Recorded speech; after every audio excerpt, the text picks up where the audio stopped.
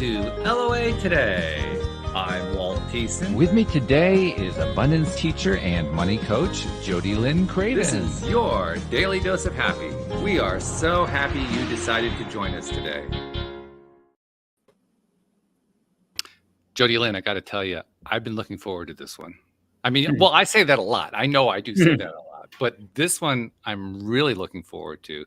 Have been for a while, because when I found out what their main thing is that they like to talk about, all I could think is that's what we've been talking about. Because one of the things we talked about a lot is not just the importance of human connection, but we've also been talking about what's going on in the world of digital world and how the digital connection. To our guests, I'll tell you guys a phrase that I keep using over and over again is that there's nothing social about social media. It's like they've taken socializing out of social media. Well, they never actually had socializing in there in the first place, but it's even more so now. So I'm kind of bemused about why they call it social media. But I'm thinking we need to get more socializing into social media. And I'm kind of surprised that the Facebooks and Metas and Twitters and TikToks of the world haven't figured that one out yet. But I'm trying to work on that. I'm actually working on a project in that direction. So that'll be something we'll talk about. But yeah, so I'm really looking forward to this topic, and I'm especially interested to find out what our guests have to say about it. So Jody Lynn, let's welcome Sam and Elliot Archuleta. I think I got the name right. Yeah. Thank you so much for having us. Yeah, thank you, truly. We're glad to have you. They are the hosts of the Something More Human podcast. I like that name. And they have a series of events coming up called Return to Real Life. I mean, everything here just reeks of connection. Big way. I can hardly wait to get started. So guys, welcome. Thank you for joining us. Tell us how you got onto this journey in the first place. I mean, first of all, congratulations for hitting the whole idea that human connection was important. I'm glad you did that. But how did you get there? Yeah. That's a good question. Thank you for the kind introduction. And we're really also excited to be here. We have kind of a winding journey, I think, to podcasting and also kind of to this initiative that we're pioneering. We are married. And when we first got married, we really wanted to find a way to collaborate, but we're very, very different. I'm kind of that like A-brain, COO integrator type, and Elliot's that creative, visionary kind of CEO type. And while those are very, very complementary, there's also a lot of friction that comes along with that. So at first we thought maybe we would be artists together. I have a background in dance. Elliot has a background in film and photography. We applied for an international residency to maybe try and make that work. That was really late 2019. So now here comes 2020, here comes COVID, here comes closure of borders. It was obviously canceled. So we weren't able to do that residency. We thought maybe we would try podcasting. We bought podcast equipment in 2021 and we just sat on it for a while. We didn't quite know what we could find that was something we're both equally passionate enough about that we could make an entire podcast, an entire movement out of. I can let you pick it up from there. Yeah, and so we're from Albuquerque, so we'd been there our whole lives. I'm 32, Sam is 26, and we actually moved to Denver. We're here in Denver now a year ago, and I think it really took us moving away from our community. We have a very strong community in Albuquerque, but it took moving to sort of realize that, to sort of step outside the bubble and look back and see, wow, like we actually have an incredible community back in Albuquerque. And it was something that we wanted to recreate here in Denver. And the podcast sort of just popped up again, and we started workshopping names and ideas. And one thing we knew that we were both passionate about is human connection.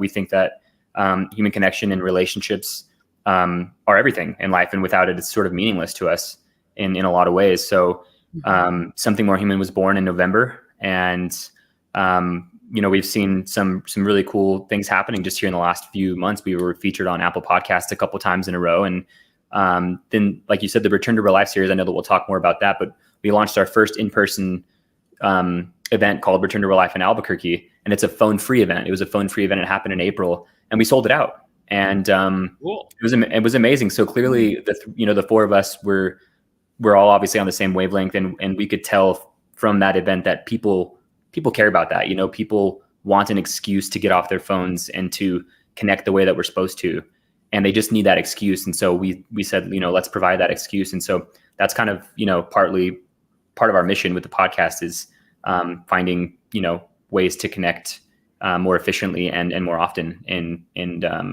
unique and authentic ways. So yeah. I love that on a number of levels. I think you do too, Jody Lynn. I'll tell you one of the levels I really love that on. It absolutely breaks stereotype, because the stereotype is, the millennials and the Gen Zs, they're on their phones all the time. You can't get them away from their phones. They're not getting anything else. And here we have you guys coming along saying, not so much. I love that. Yeah, totally. That's funny that you say that, because I feel like I'm technically, I think Gen Z, I'm right at that cusp of starting. Yep. And Elliot had a phone-free birthday just to kind of play with the idea to really bring friends together.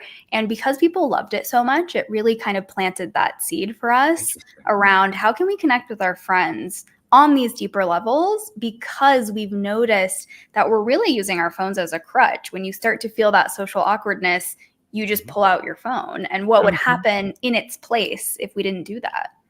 Yeah. Beautiful question. Is that something cool happens? Yeah.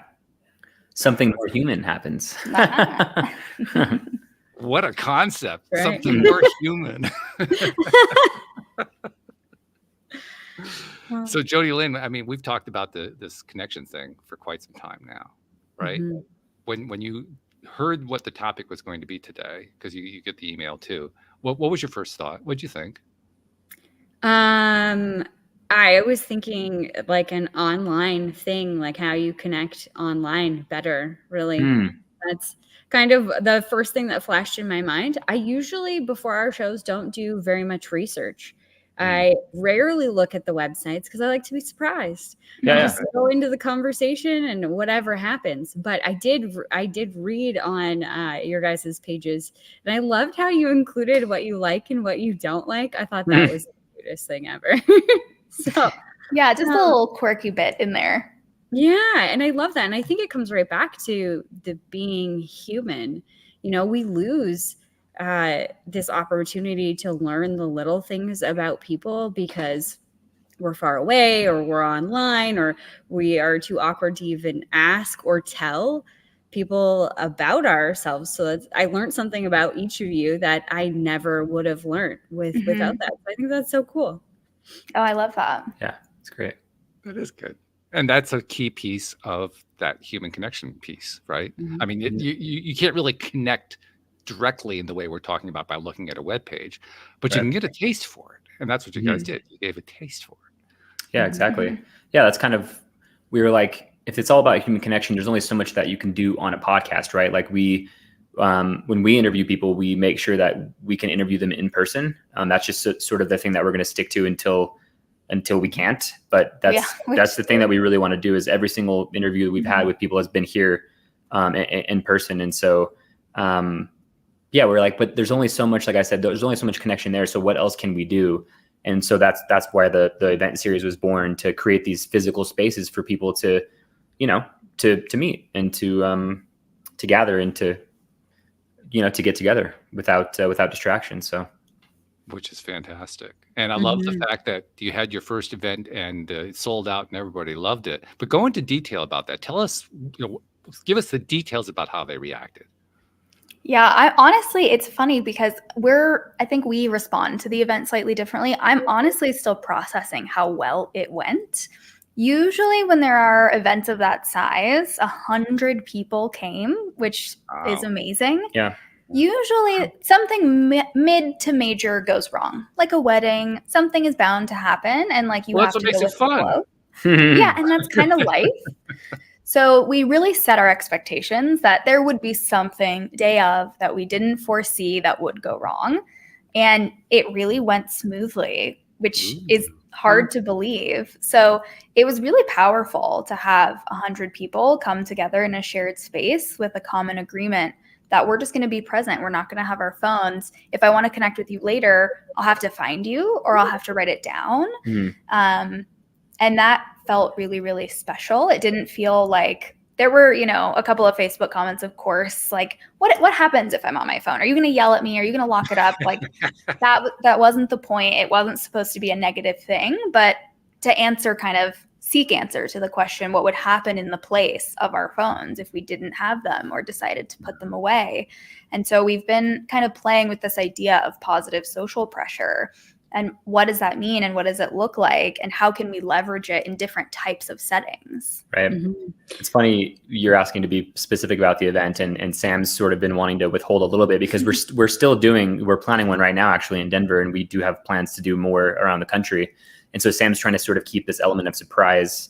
So she doesn't want to reveal everything. I want to give it all away at the event. Yeah, but you have to come. But true, and they'll be different in some ways, right? This one in Denver will be slightly different than the one in Albuquerque. But it was a programmatic event, right? It wasn't just show up, hang out, have a good time. We wanted it to be more than that. But like I said, we could really tell that obviously things clicked with people. The phone free, just that wordage is clearly resonated with people because we did have some really cool media opportunities in Albuquerque. We were on the radio, we were on a couple of the news stations and had a 60-second segment on the news. And then one of the Facebook posts blew up, and there were so many people that were positive and negative responses, and that just told us people care about that kind of stuff. It really resonates with people. But yeah, the event was just it was programmatic. So we had we cultivated a lot of really cool vendors, some of our best friends. So there was mocktails and pastries and craft coffee, and there were comedians, and there was a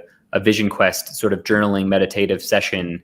And like Sam said, it was fascinating. I mean, when was the last time you've seen 100 people in a room without a phone for 3 hours? I mean, it was very refreshing to not see a phone for 3 hours. It's so weird when you think about like that doesn't happen very often. It's so strange to think like that literally, we're like cyborgs in a way. Like our phones are really attached to us in a way and have been for decades, which is crazy to think about. In my experience, at least, I've had a phone since I was 16. I'm 32. So I've had a phone half my life, and it's always on me. And so to not have that was pretty special. And we're really looking forward to doing that in more cities across the country. And it's a risk for sure, but we think we're passionate about it. So we're just gonna keep going with it and see what comes of it. So honestly, it doesn't sound like a big risk. No. To me, it doesn't feel like a major risk. I was more surprised than Elliot was that this sort of Facebook post from the local news outlet garnered so many negative responses. Because what were me, people negative about? I'm curious. It's hard to kind of pinpoint. Some of them are really unrelated, like women's behavior and like you're going to catfish someone if you have to go to an event without being on your phone. Weird stuff, yeah. Some things that are just a little bit like, it's difficult to see what the point of that message is. Yeah. But for me, if I see an event that doesn't resonate, I just won't go. And it doesn't sort of like incite this visceral negativity. And so it was very interesting to see that this is sort of a polarizing topic. Right. Well, I think most of the comments that were related were basically like, first of all, like we are not saying that phones are bad. Phones are a tool, right? But like, so let's get that out of the way. But basically what people were saying was like, but I'm reading this on my phone. It's going to be an event that you have to get online to purchase tickets. And we're like, well, of course, yes. Like we're working within the confines of society, right? Like technology, we're not saying technology is bad. Technology is great in so many ways, right?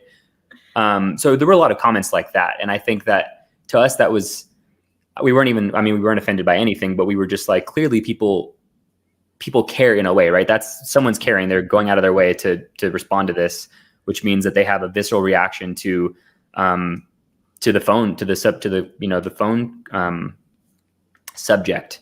And we thought that was pretty fascinating. And we just realized that people care. Like it obviously is a topic of interest, good or bad. And that's a good thing. And it's something that we want to talk more about, without vilifying phones. Cause like I said, it's just a tool. It just depends on how you use it. But a lot of us are just using it a little bit too much, I think. And well, I think it's become this addiction. And I think that's where the visceral reaction comes from. Because if you think about it of any other tool that you might use, like a hammer, I have never been like, where's my hammer? Right. And it's like, watching TV or whatever, when I didn't need my phone or whatever, I've consciously made an effort over the last few years to put it down and put it away and whatever. But I noticed that I have that reaction, like, where's my phone? Mm-hmm. But I've never done that with any other tool. Maybe my car keys. Yeah. But like that was out of like, did I leave my car keys in my car? And Some someone's people might do going that with to coffee cups, but I get your point. Yeah. Yeah. Right. Yeah. Yeah, Stanley Jody Lynn, cup. you make a really good point. I think I also think about comfort zones, and as we come post-pandemic, it sort of feels to me like our social skills have atrophied. And so there is this desire to get out into the world, to connect. If you move to a new city, you want to make new friends, but it sort of has felt like the barrier to entry is now too big, and we're using our phones as that kind of safety blanket. And so when we think about venturing into that unknown area of the edge of our comfort zone, it can sort of cause those emotions. So that's a really, really good point that you bring up. Yeah.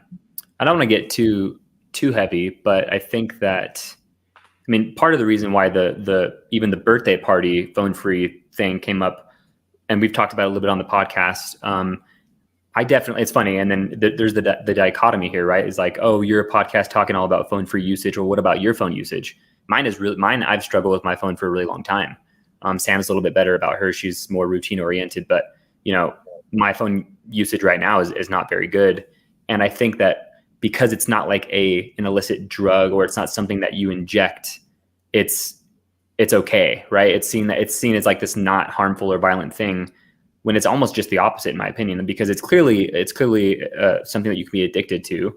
Those studies are numerous. And I just think that, because it's a phone and we're just ingesting visual and audio information, that it's not a big deal. But it's quite a big deal. And one thing that we have been very interested in, I keep mispronouncing his name, Jonathan Haidt. I don't know if you guys have heard of him, but he's an author who just came out with a book called The Anxious Generation, which is basically all about how the rise of teenage anxiety, depression, suicide, kind of really shot up between the years of 2010 and 2012. And it just so happens that's when the first smartphones were introduced to the public. And so, it is a big deal, it really is. And we don't think it is just because it seems like a harmless thing, but it definitely has its consequences. So that's something that I think we want to explore a little bit more. Mm-hmm. And I think something that's important to state here too is that we're all human, and we're all in this weird place together where we're all struggling with the same addiction, essentially, if we're going to call it that. And it's not all bad and it's not all good. It's finding that healthy balance. I think that's the point of what you guys are talking about, is learning to be more interactive and in this present moment with the individuals you're in, whether it's in this conversation right now today or, in a room, which feels a little more uncomfortable these days. Exactly.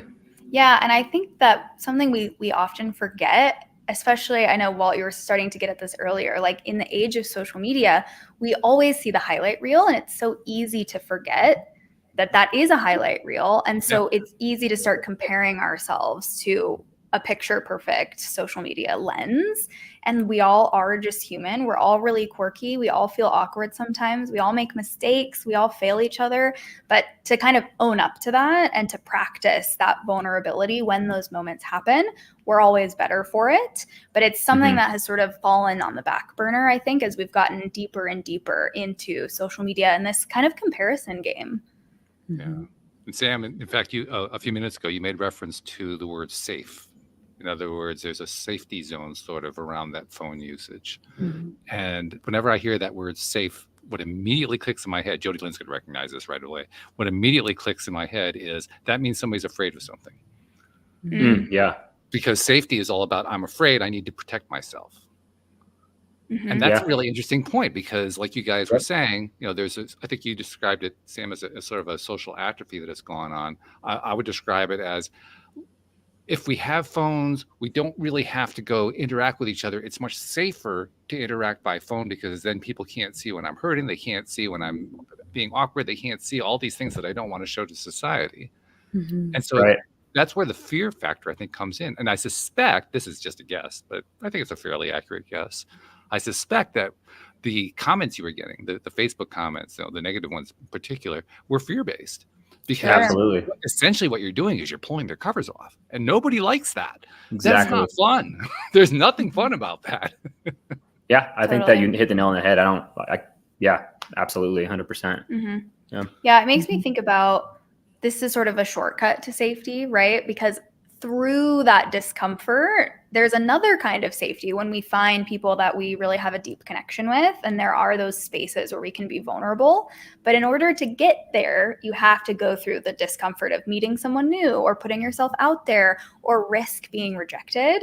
And so instead of taking that path, we've sort of fell into the easy way of just using our phones. Yeah. But how much are we missing in life and in connection by doing so? Like, we tend to have these surface connections where we never really go deep enough with the people that we're surrounded with, or ourselves for that matter, because we're distracted. Yeah, Jody, that's pretty crazy you mentioned that, because we sort of changed our language a little bit around the podcast, around all of our, our outlets, social media, and our website. And we're ditching the surface level stuff, because that's just, we're interested in the deeper parts of human connection. Right. And we're just finding out that the surface level stuff it's everywhere. And I think that it's the fear-based thing. And I think that the phone is like that crutch that sort of disallows us from going underneath. And that's kind of what we're all about. And, we're willing to have the really uncomfortable conversations that may not be popular, but we think that they're like essential and vital for what we think everyone actually really, really wants, which is like community, wants love, wants to be loved, wants to have people around them that they can, champion and be championed by. And so, I mean, I think that we really believe that everyone really feels that way deep down inside. You know what I mean? So yeah, I mean, we're ultimately pack animals, right? So this sense of seeing and being seen by your community, to me, really feels like the meaning of life, right? Like, we're really not meant to be in solitude. And so false solitude or false connection is still not quite getting it right. And it is really kind of a tough gray area, because it's easy to take one path. It's a little bit more difficult to take the other. And I think that we're just noticing the deeper we go down this rabbit hole of connection. You also said, like, what are we missing from ourselves? There's a huge element of this kind of personal development, discovery of self, leading with authenticity. How do you cultivate a community if you're not doing those things first? And so it's been a really, really kind of fun and eye-opening journey so far. Big time. And we talked about that. This is pretty crazy, the serendipity and the kind of all being on the same wavelength. Because I talked to Sam about this a few days ago. I said, how much time do we spend on our phones, like right here on the couch, sort of like we're hanging out with each other, but we're not with each other. And we do that pretty often, like we grind all day on the podcast, and then we sort of veg out on our phones. And it's like, again, not saying it's bad, but what could we do with all of that time? Like, how much better, how much closer could Sam and I be if we spent more time, together in communion and not on our phones? The answer is pretty obvious. I think it's, unlimited. Like we could be doing much better. And so we have a lot to work on too. We're not saying that we're perfect, that we have all the answers figured out, we could be better about our phone usage too. And we want to be those examples. So, and that also means, detailing our shortcomings when, because we think people need to be able to hear that stuff. So. I think it also works the other way around too. I'm a baby boomer, I'm kind of on the edge between baby boom and Gen X. But as a boomer, I am, of course, subject to what all of my fellow boomers talk about, which is, these terrible millennials who have no idea, and the Gen Zs have no idea what's going on. They have no idea what real connection is. They have no idea what real society is. All this other kind of stuff. And I just know from my own experience. You were talking about how you still feel, Elliot, that you have a little bit of a phone problem. Mine's kind of in reverse. Now, I've never been tech phobic. I was one of the few in my generation who was able to handle technology. It's one of the reasons why my career went the way it did. But to this day, I pick this phone up a few times a day, mainly because I have to. And every time I pick it up, my reaction is, oh God, I have to do this again. Exactly the diametric opposite from what you experience. Yeah. Now, I would suggest that neither one of those responses are truly healthy responses. But I think that the divider there, the large gap between the generations on this is what the true source is of the conflict that goes on where social media is concerned. I think social media is actually kind of an excuse. let's blame based on social media rather than deal with the fact that we have different experiences when it comes to phones. Sure. Yeah, that's true. It's a good point. That almost reminds me of like money mindset conversations, right? Like if we see money as neutral or if we see phones as neutral, that kind of means we have to turn and face ourselves in the mirror, because the thing that we're afraid of or the story that we're creating comes from up here in our minds. And so it's a lot of internal work to shift the narrative. So that's a really interesting perspective. Yeah, it is. I like that a lot. Yeah. I think that this is where I love the idea of the merger of the concepts, because I love what you guys are doing in terms of taking it offline. I really love that a lot. I also love the potential of online connection, because this is what we're doing here. I mean, we aren't in the same room, and there are certain disadvantages to not being in the same room. Right. But because we're doing this with audio and video, we can see each other, we can watch each other's reactions, we can pick up some body language that way. And we can develop a pretty good connection. It's not as good as being in a room, but it's pretty darn good. Absolutely. I just keep thinking to myself, what would happen if that large segment of the larger population that is so-called addicted to their phones, what if they were exposed to a way to connect to people in this manner on a regular basis? What happens to that overall experience of feeling that social atrophy that you were referring to a moment ago, Sam? Because I think that social atrophy actually starts to go away because the people are then being eased into more connection rather than, take your phone away. Okay, we're going to throw you out there into the pit. Yeah. It's a less. You could talk about maybe the community that we're. Well, yeah, it's interesting that you say that. So, of course, we're not saying phones are bad. We have a podcast. People listen to the podcast on their phones, right? Like there are QR codes on our marketing materials. We're posting on Instagram 5 days a week. Like we're on there, Yeah. There's a question between the two of us around, okay, we just had this event with 100 people in the room. Yes, I send emails that are like, please don't be a stranger. Let us know how you're doing. I don't know if I, as a consumer, necessarily would send an email to someone that I don't know very well, expecting them to care or to give them an update on my life. So we're asking ourselves currently, what are the ways that we can sort of stay in community with these people, city after city, month after month, year over year? And what does that look like? And it really, I think, the question that we're seeking to answer is around intentionality. How do we curate that space? How do we set those boundaries?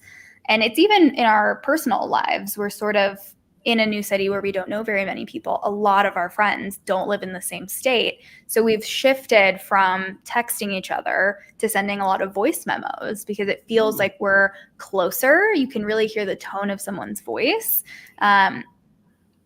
So it's a question that we're seeking to answer around kind of digital communities, because I think that there's a great use for them, and we want to be able to engage in this kind of back and forth, right? We don't want podcasts sometimes are only one direction aside from our guests. So how can we also give and receive from our community? I love that you're doing the voice messages too. That's very cool. Yeah. Or have you heard of Marco Polo? No. I'm obsessed with Marco Polo. It's kind of like if FaceTime and texting had a love child.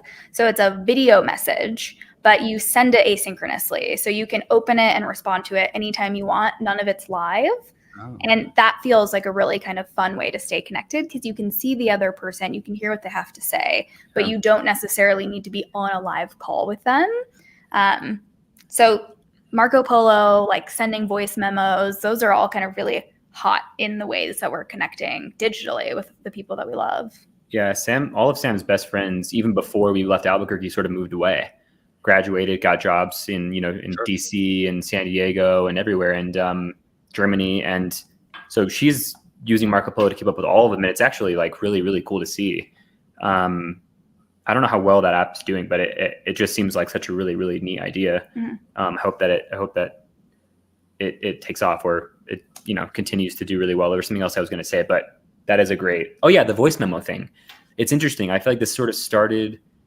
Like I remember sort of around our first podcast recording with Kay and Mel. That was back in July of 2023. I noticed that like more of our friends started voice memoing each other, and now like some of our friends are talking about how they don't like texting at all and how it takes too much time because you're having to look at your phone, obviously, right, when you're reading or typing. But I feel like most of my friends now most of our friends are not texting anymore. Like we're all voice memoing each other, which I think is a really cool thing. And I hope that I don't know if that's, I wonder if that's just, is that just our group, or is this sort of like a phenomenon that's happening more and more, that less people are texting and more people are voice memoing? I hope that's the case, because obviously there's something more human about voice memos than texting. So that's been nice though. I'm going to prophesy that what you're actually experiencing there is the initial surge, because what social media in my mind has done is it has taken an entire generation and a half really so completely away from socializing that there's a built-in human need that isn't being met. And so anything that starts to meet that is going to draw people back in. Yeah. So you're kind of like on the vanguard of that. Yeah. It doesn't even matter whether other people are doing it yet. It's going to happen. It's just that you're kind of leading edge. Yeah, that's what I've been telling Sam, actually, like the term, like the pendulum swings, right? Like the pendulum is swinging so far. Like look at the new announcement that chat made. Pretty, I mean, AI is advancing obviously just at That's exciting. It's fun. Yeah, it really is. It really is. But to me, the pendulum swings. The analog, I feel like, is going to start becoming more popular, and that's exciting. And I think that is, you're right. I think that is happening, which is great. Balance is good. So yeah, it reminds me of what happened when the music industry went from vinyl to digital, and all of a sudden there was a surge in vinyl record purchase. Like people liked the sound, that they liked the imperfect sound of the vinyl recording. Yeah. And vinyl's taken off. I mean, there are new plants being made all the time because the demand is so high right now, which is great. It's amazing. So I'm into that.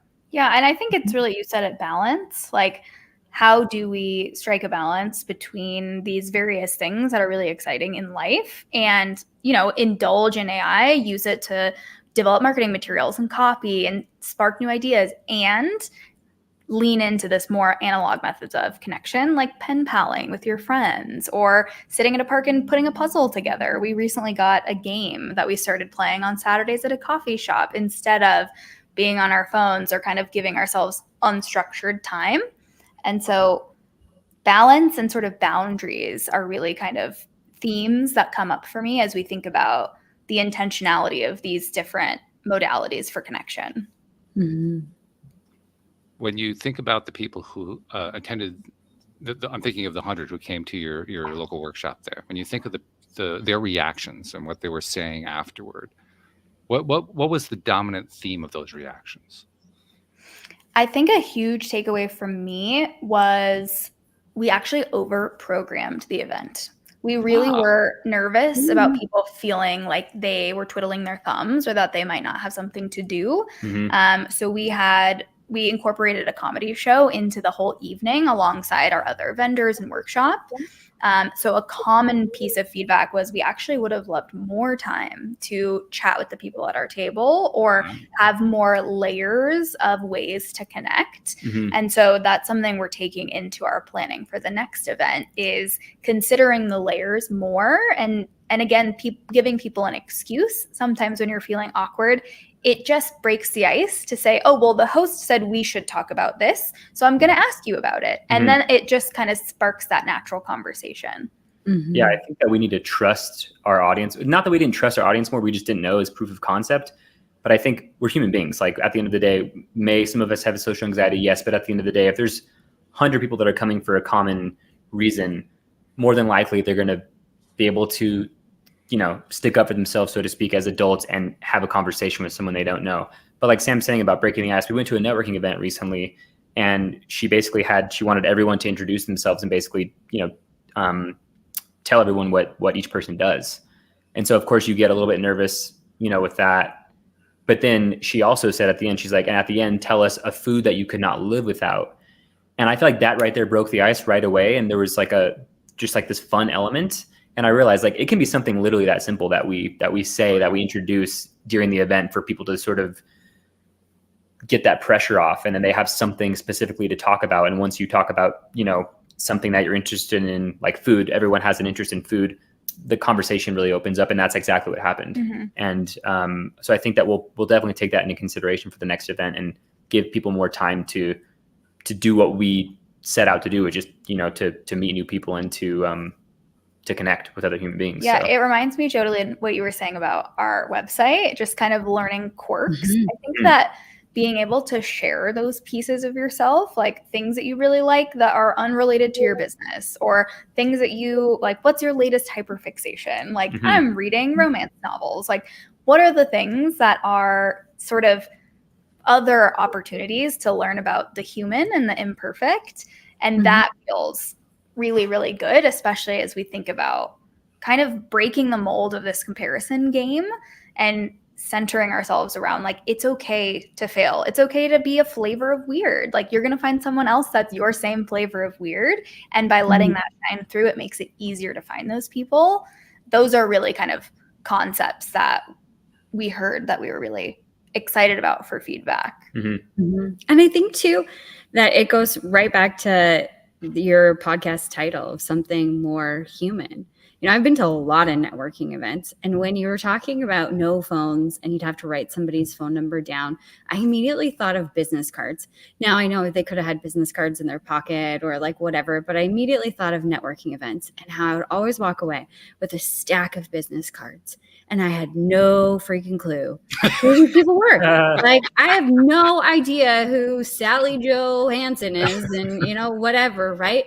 But like, I will never forget, Sam, that you don't like cats because you're allergic.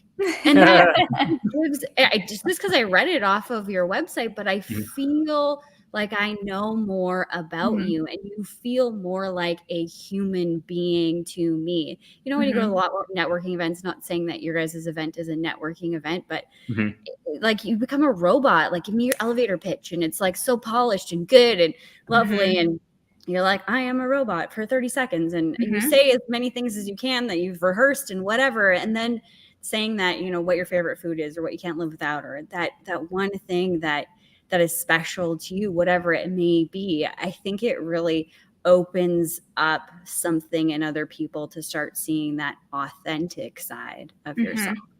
Yeah. Totally. Well, go ahead, sorry. I was going to say that that's kind of the challenge, I think, in the way that we talk about the event, is that because we're a podcast first and then we launched the event series, sometimes people think of it as a live podcast recording, which it's not. And then we share that's at a community event, and then it's like, okay, it's another networking event. But it's also not a networking event. It's sort of a way to connect where we have set intentional programmatic pieces or fun elements and tricks up our sleeve. So it's an interesting balance. Like Elliot said, I kind of err on the side of keeping more of it under wraps because I think it's exciting to go to an event like this and be surprised. Like you said, Jodie, like, you don't do a ton of research ahead of time because you want the person that you're talking to share those things and for you to be authentically surprised. So it's an interesting kind of balance also as we think about how do we get people excited about it while also curating those moments of intrigue and surprise and fun. Right.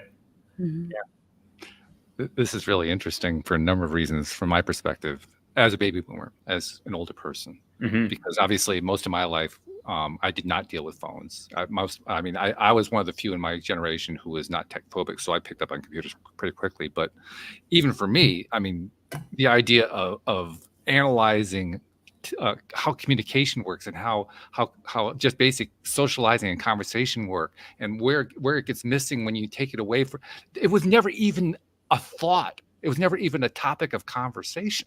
It just never. Everybody lived in that same environment where, well, yeah, of course, we get together, we talk. That's what we do, And now, actually dealing with a large segment of the population that didn't grow up that way, and that is, the phone generation, as I'll call it. That phone generation perspective makes people like me stop and think, well, okay, what is involved in socializing? Yeah, I've been doing it all my life, Interesting. but I never really thought about what the elements are. There are elements to it. And in fact, as you were talking there, I realized, you mentioned networking, for instance. I realized that during the time that I was growing up, coming of age and so forth, there was nothing like networking. There was nothing about any of that kind of stuff. And then the idea of networking came in, and it was like a new thing. Why don't you just go meet somebody? Well, no, networking is important because that's how you build your business contacts. Oh, okay. And these formalized elements kept getting introduced until finally we had the ultimate formalized element, the phone and the social network. And all of it was formal. It's like, whoa, what happened? Yeah, that's pretty. I think about that often. That's fascinating for someone like you, Gen X, like just the ride that you've gone on, from, I don't know, the 40s or 50s, 60s to now is just, even in the last 10, 15, 20 years is fascinating. Crazy. But I've never really thought about that. Like networking, that was just us meeting people, hanging out, like doing life, but now it's called networking, and that's kind of what it is. I think it's all about how it's packaged. Do you know what I mean? And that word is sort of taken on something very specific, which for me kind of feels commercial and corporate and a little icky. But it was going back to the last one we went to and her saying, now tell us about a food that you can't live without. Immediately, I felt like I was not at a networking event. I felt like we were just kind of friends hanging out. And that's why I'm starting to see them now. It's like, I don't want to sell the podcast. Like, we'll talk about the podcast eventually. If you're talking to us for 5 minutes, eventually we'll bring it up, or you guys will ask a good question. But I don't want this to be like we're trying to sell you the podcast. Like, I want it to be, we just want to meet new people. Like, that's what we care about. That's all we've ever really cared about, truly. So, but yeah, we really appreciate that insight. Walt never really thought about it like that. So, why would you?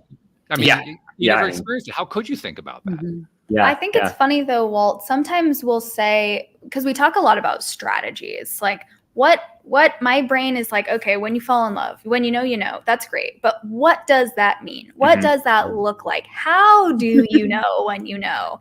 So we do talk a lot about kind of strategies, and we often catch ourselves saying, this is going to sound really trivial, or you might have heard this a million times.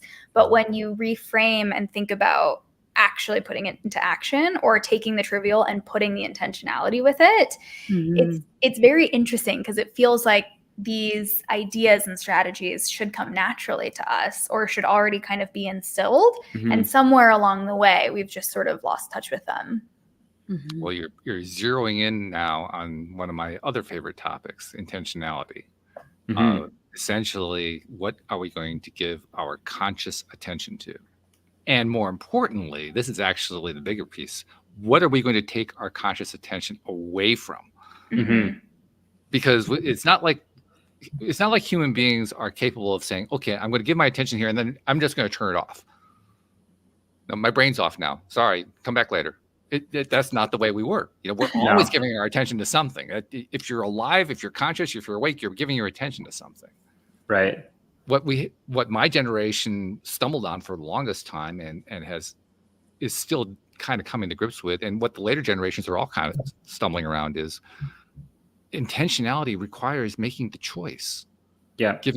Making a deliberate, conscious choice from moment to moment what you're going to give your attention to. Right. Especially in the 21st century, where we have these reams of data coming at us, far more than we could possibly consume, far more than we could possibly integrate. It becomes even more important to do that. And we're kind of getting pushed into it as a result. Yeah. All of us, no matter what our age is, we are being forced, in a sense, to face up to, you got to pick something right now, because if you don't, you're going to get overwhelmed. I have this phrase that I've been wanting to implement. I just love words. And one of the hats that we made for our merch says, if not love, then what? And that's something that we could maybe talk about later. But what you're talking about now, this phrase keeps popping in my mind, which is, you have to start fighting for the less that you know. You have to start fighting for the less you know. We know way too much. I feel like the reason that we're overwhelmed and that so many of us are anxious is because if you open it up and look at it plainly, like if you're on your phone for 5 hours a day, you're subjecting yourself to literally thousands and thousands of pieces of information that our brains aren't meant to digest. It's impossible for our brains to keep up with that. You know what I mean?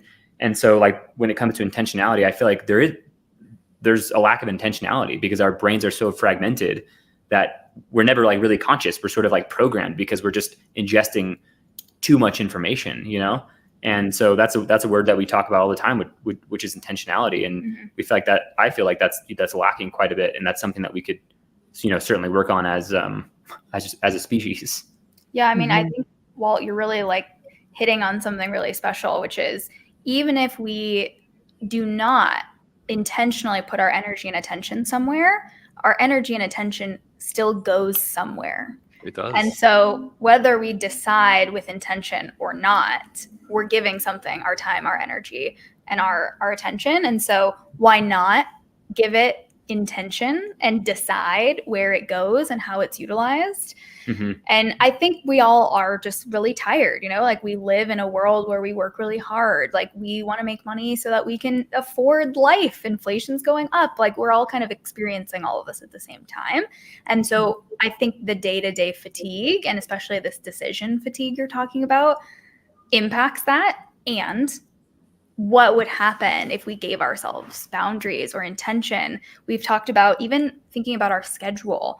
It sometimes feels like when you give yourself a schedule or you set yourself a boundary, you're limiting yourself, but you're actually freeing up so much more space by saying, okay, if I'm going to intentionally put my focus here, whether it's relationships, whether it's work, whether it's love, whether it's generating revenue, whatever the thing might be.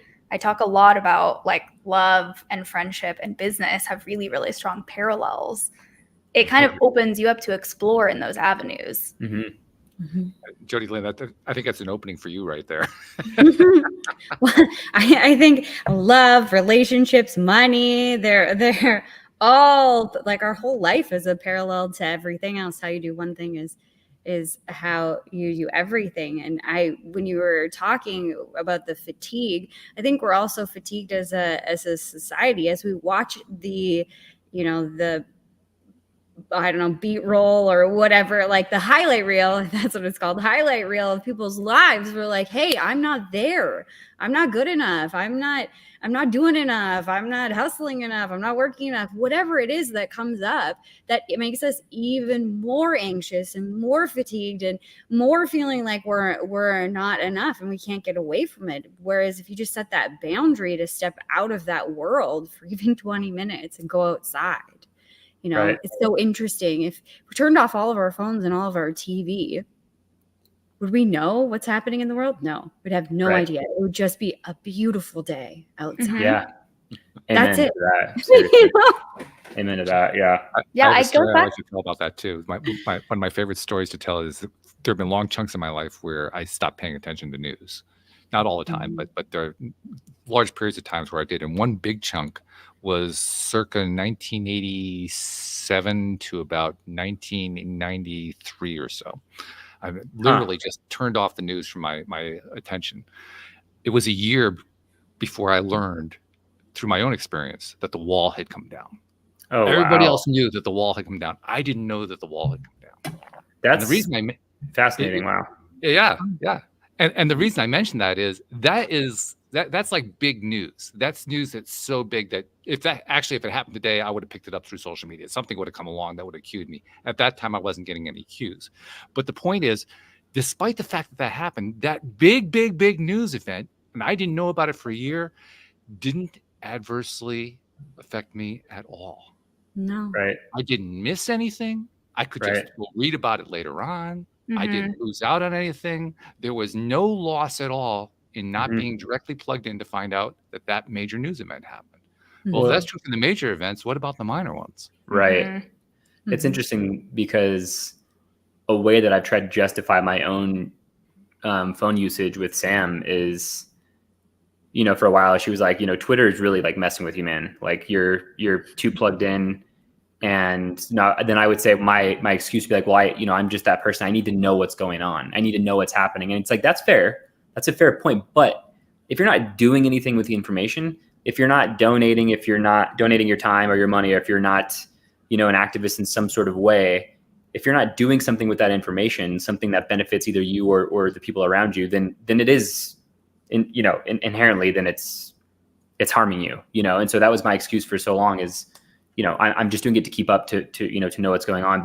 And at the end of the day, I think that was what my initial reaction was when you were saying that. I was like, oh, well, there's a balance. Like we should know certain things about what our government is doing with our tax dollars or whatever. But at the end of the day, what is it doing for you? Like, what is it doing to you? Those questions really matter. And that's where the intentionality comes in. Like, think about it. Like if it's really affecting you negatively, like you should make a change. And I think that our phones really get in the way of that intentionality. It's like we're just kind of like buzzing and always kind of just distracted, and we it's hard to be conscious of what we're doing because we're just so, we're just too plugged in and distracted. I think it's easy to see life as black and white or right and wrong. And a decision you make now means you're going to make it forever. But it's okay to release that idea. And Walt, like you said, there was a period of time where you made that decision and then you changed your mind. And like that's life. And it's okay to change your mind and change how we're living and to reset and reframe.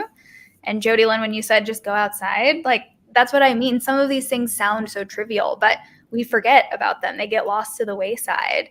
And when we remember them and put that intention, okay, I've decided that I'm putting my phone away and then I'm going to spend that hour sitting on the balcony or taking a walk in the park. Something about that can totally change your day or your week or how you're inspired or what you might think of. And we did an entire episode about how inspired we felt. Just going to the park on a Sunday afternoon, feeling the sunshine in our face, watching all the people running and playing with their dogs and playing kickball and having a picnic. And there was something really special about putting our phones out of sight and being intentional with each other. That was really magical. Fun. Absolutely. We have my family and we've been building this ghost town for several years. It was like a thing that we thought of one Boxing Day Christmas. We were just like, hey, let's go to the bush and make a fire. And then my dad was like, hey, we should make this a town, like a place to party. And I was turning 30 that year. At the year that was coming up, and I was like, all right, let's do this. So it started with like a bar and some tarps and we had my 30th birthday there, and there was like 170 people invited. It was pouring rain and 75 people showed up for a pig roast. It was awesome. We just had a blast. And then it's built out from there. My husband and I actually got married out there, and it's amazing. Thank you. There's just something about this place. And it's really funny because the last time that I was there, they live just down the road, so I'm there a lot. But we had a party for all of our neighbors. We're working on kind of something similar as you guys, bringing the community together to thrive. And so we wanted to have like a community watch and, have each other's backs inside of the community. There's lots of rural crime and all of that stuff. So we have like a WhatsApp group. And I don't know, because I'm young and, I just got looped into it. I'm the technology person, which is not, whatever, right? So people all night were coming up to me like, hey, can you show me how to download WhatsApp? And I'd be like, yeah, absolutely. Here's your phone, blah, blah, blah. And I was sitting there by the fire and I was like, oh, hey, blah, blah, blah. Can you send them the link for WhatsApp? And he's like, why can't you do it? And I said, I don't have my phone. Oh, wow. And he's like, what do you mean you don't have your phone? Like, you're literally the youngest person here and you don't have your phone? And I'm like, no, I don't bring my phone. You're not doing your job, Jody Lynn. What's wrong with you? Right? You're a terrible communications manager. But this is the place, what we've cultivated. We call it Waynestown. What we've cultivated. What do you call it? Waynestown. That's my dad's name. Waynestown. I love it. Yeah. But what we've cultivated here is this space of togetherness, of bringing people together. And there is this magical feeling of safety and peace and serenity at this place. It's just inherent in everywhere that you go. And literally a fire happened a couple of years ago and it literally like dead stopped at the town and went all the way around, but never actually. Yeah, it's crazy. This place is very magical, but there is something about being in nature and connecting to nature and connecting to humans. It just is so much more raw and real. Yeah. I totally get what you guys are trying to achieve here. I love that. Is fascinating. And I have to say I'm envious. I think that's like such a We're coming over. That's such a cool idea. So you're calling it a ghost? Yeah, right? Why are you calling it Canada, a ghost? so it'd have to be a Canadian edition, but actually though, Toronto is like in our top 3 cities. Are you in Toronto? We might go to Canada. I don't know. Well, Canada's other side of the country. I was going to say, Canada's pretty big. That's okay. We've got the mountains close-ish to where I live. Yeah. I mean, something I'm also hearing you say is the power of leading by example. And that is the topic we've thought about. It's like, okay, you can't change other people, but you can change yourself. And so if we feel really passionately about a particular way of living or a particular way of connecting, if we just go be good stewards of that out in the world, will inevitably attract other people who are interested in doing the same thing. Mm-hmm. Absolutely. Yeah. Wow. Are you still thinking about the ghost town? Yeah. I'm fascinated by the ghost town. Why is it? Wait, really quick. Was it a ghost town that you built that you added onto, or was it like literally nothing and then you built a ghost town? I'm confused. It was nothing, and we built a ghost town. Yeah, that's really incredible. What the there's heck? like That's a saloon. amazing. There's a John Wayne cabin. There's the heck? Yeah, my dad's obsessed with John Wayne. We have horses, and that's something that it really helped me was animals. I mean, for me, being around horses, you have to be present where you are. You can't be on your phone. Well, you could, but you're probably going to hurt very quickly. Mm-hmm. So that's always been my place to go, is that farm. And my parents' house is just like a couple minute walk away from the ghost town, but the ghost town is surrounded by trees and there's nothing else but this town where we have these little things, and we're building different things on too. We want to have like old schooner wagons that you could sleep in, because we want to do that. That's amazing. But the whole point of it, and we want to have events there too, the whole point of it is to bring people together. I've never heard of the phone free thing, but it's really bad reception, so it ends up being mostly phone free. Phone That's free awesome. by default. Yeah, exactly. Yeah, that's great. You don't even need to market it that way. That's awesome. That's so cool. I'm inspired by that. Have an event there. You can actually advertise. Bring your phone; it just won't work. Yeah, right. exactly. Yeah, there you go. Exactly. That's amazing, Jody. That's really, really cool. Thank you. Yeah, I'm inspired to move to the mountains now and create a ghost town. Yeah. Yeah. Really cool. Add it It's to just the vision something board. about nature, you know? Yeah, absolutely. And I think too, we get so caught up. Oh, I'm going to save this. I'll be the ender. You'll save it. Okay. You'll remember. I'll remember. Don't you Okay. worry. I got this. Okay. It was just going to come out, Walt. You know it was coming. I knew it was. Yeah. And she's also kind of signaling, because I mean, as usual, whenever something is really going well, like this conversation is, I kind of forget, and I looked up and, oh my God, the hour's almost up. That's basically what she's telling me here, and I hadn't noticed. Well, thank you, Jody Lynn. I appreciate that. You're welcome. On the other hand, it's like, really, it's over so quick? I know, that was fast. But it's also a signal to me that I have a few things that I do every time, and I want to do them with you guys too. Yeah. One of the things that I want to do is I want to get you people to tell others who are interested in what you're doing how they find out more about what you're doing, and how do they reach you. If they want to go to one of these events, how do they find where you're having the event? How do they sign up for it? What's the social media thing you're supposed to do in order to find out about how not to do social media? Exactly. Yeah, we're obviously we have a website. It's somethingmorehuman.co without the M. It's not .com, it's .co, somethingmorehuman.co. But really, we're really the strongest on Instagram. We're posting most often there.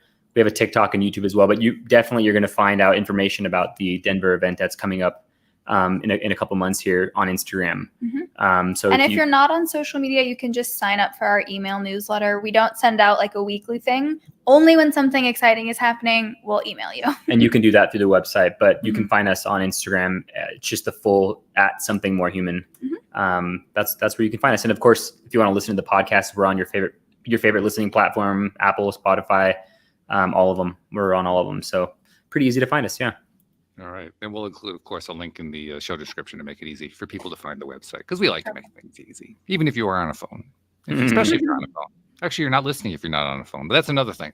Anyway, second thing I want to do is I want to share with you something that I noticed that I'm going to be curious to see what your take is on this one. I noticed this a couple of years ago, and I started doing this as a regular practice ever since I noticed that everybody who comes onto the show is a giver in some way. And so they're voluntarily getting out there doing podcasts, they're blogging, they're web posting, they're putting stuff onto social media, they're doing all this stuff, putting all this content out about whatever it is that they learned along the way that they feel everybody else needs to know about, which is great. And I love that. And in many cases, maybe they're offering professional services, maybe they're coaches, maybe they're writers, they've written books, they've got courses coming out, all kinds of cool stuff like that. But in the process of promoting all that stuff, they're putting all this free content out there. And the thing that I noticed is we don't get credit for that.